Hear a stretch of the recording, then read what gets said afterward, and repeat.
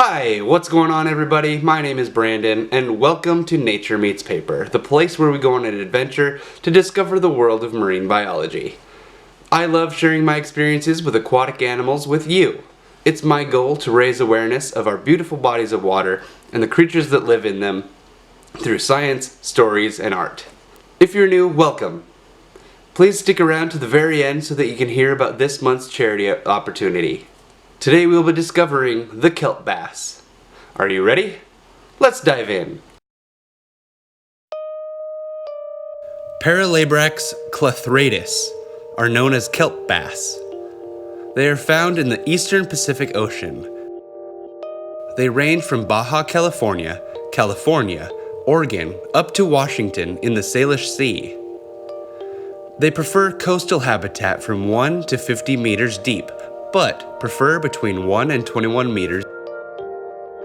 Kelp bass like living in kelp forests, shallow rocky coastline, and near tall man-made or hard natural objects. These objects can include pilings, docks, concrete walls, piers, and oil rigs.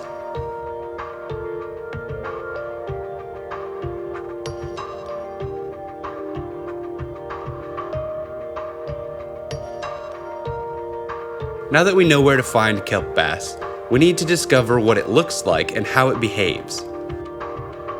So, what are we looking for?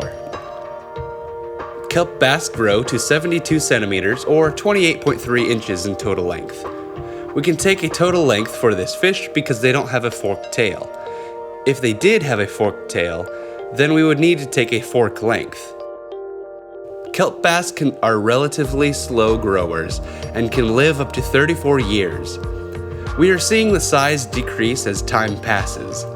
It is always more fun to catch the biggest fish you can, but this decreases the size of the population over time. They have a bass body that is similar to the shape of a grouper. They have big heads, big mouths, and a round, elongated body. Their head is olive green with a mix of brown. Their eyes are high on their head, and they have a large mouth with big lips. Their body is counter-shaded from dark brown to light cream or white green. Counter-shading is the term when a fish is darker on the dorsal surface than it is on its belly. This helps it camouflage its body when swimming. The light belly blends in with the light sky, and the dark back blends in with the deep water. Kelp bass have distinct white rectangular mottling on their body. It is distinct and does not look like any other saltwater fish. It is also the only saltwater bass in the Puget Sound. They are a ray-finned fish with pectoral fins behind the gill cover, pelvic fins underneath them, a set of soft anal fins, and dorsal rays, as well as dorsal spines. The spines are not venomous, and the third and fourth spines are the same length and are twice as long as the second spine. This information should help you identify the kelp bass if you see one in the wild, fishing, or in captivity. Now that we know what the kelp bass looks like, let's discover some behaviors. Kelp bass are known to form schools during the breeding season, which is May to September in California. Males will change colors and have a bright orange chin. A word of advice for my diving friends. During breeding season, the males get territorial and might bite you. Don't worry, they are not venomous, but they can break skin and leave a good mark. Just be mindful of the schools in breeding season.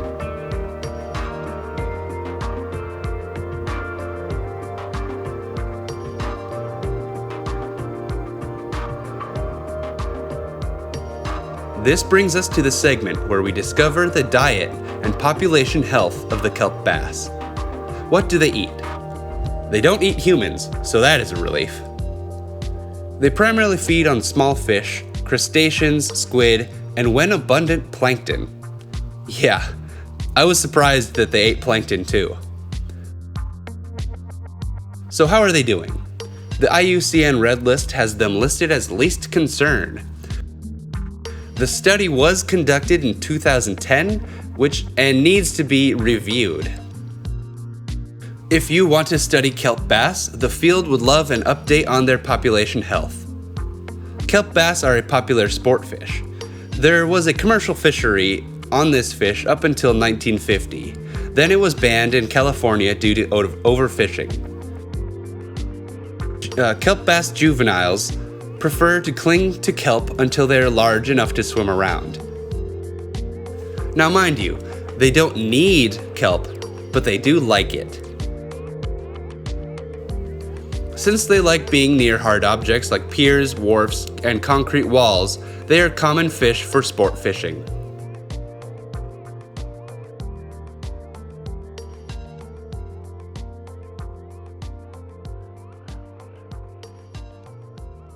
This brings us to our last segment of the adventure. What was my personal encounter with the kelp bass? And before we get to that, I need to thank the Seattle Aquarium for helping me identify this fish. I saw this fish at the Point Defiance Zoo and Aquarium in the Pacific Seas encounter. It was swimming in a tank full of local rockfish, so I assumed it was a rockfish. Apparently, the kelp bass is commonly mistaken for a grouper or an olive rockfish. I thought it was a deacon rockfish at first. When I went to do the research, things just didn't add up. So, I sent a tweet to the Seattle Aquarium and Point Defiance Zoo to help with identification. I received a follow-up tweet from the Seattle Aquarium that stated that it was a kelp bass, and it also gave the scientific name. Thank you so much for helping. It is a great example of how scientists need to share their findings and ask for help when they need it. I don't want to give you the wrong information, and collaborating like this was super easy. So back to the kelp bass. It was swimming around the encounter, which should have been my first clue that it was not a rockfish. I have seen many rockfish, and they don't rove around like other fish. They mingle in an area that they like. This fish was swimming back and forth. I just like the patterns and the colors. I really like discovering new things for this channel. I don't always know what the animal is, but by the end, I do. And I really like them. And I really want to share that love with you.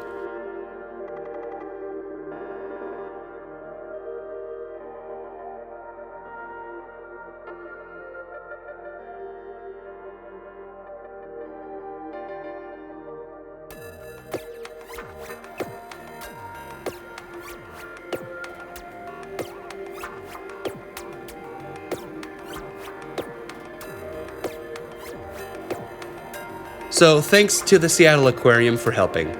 As the final details come into focus, I will call this adventure finished.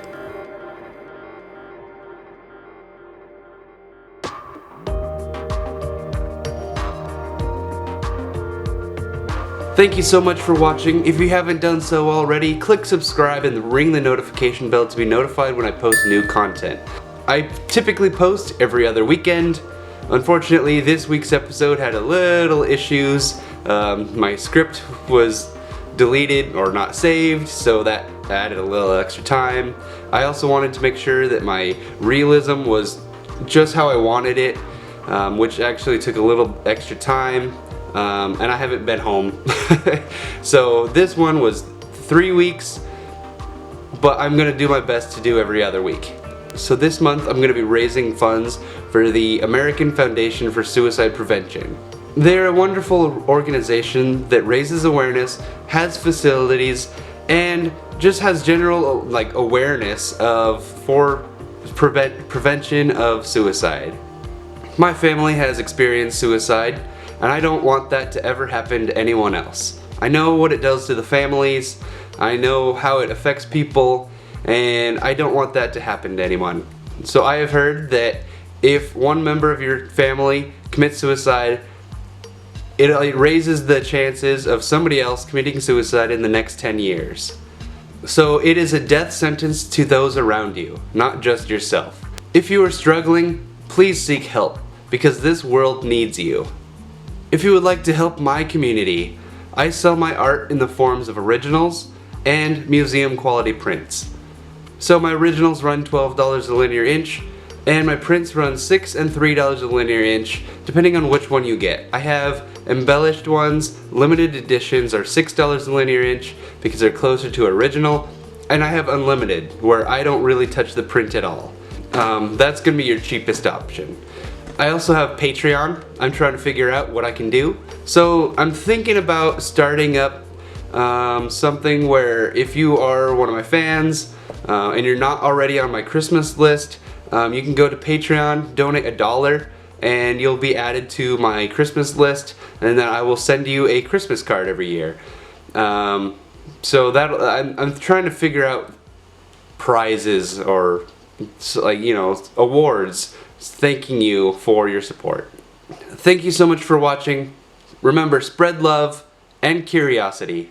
I've been Brandon, and I'll see you in our next adventure.